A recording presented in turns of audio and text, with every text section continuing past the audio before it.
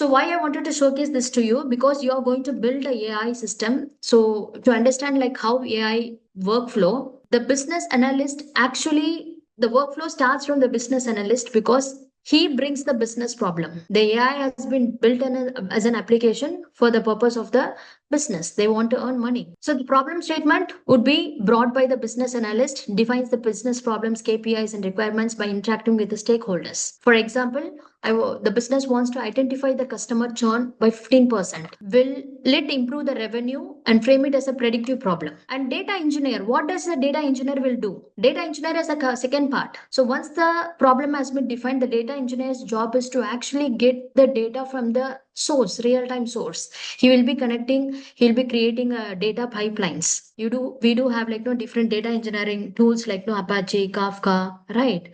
Data engineers would be extracting the real world data formats, and they will try to convert into a format where the programmers can implement into a programming language. So basically they will try to extract and provide it as a CSV file in terms of like no structured data. CSV file is a flat files actually. So they will try to convert the formats. So we have seen that real-time formats are literally complex. It cannot be directly implemented into a programming language. So data engineers will be actually working onto these ETL pipeline workflows.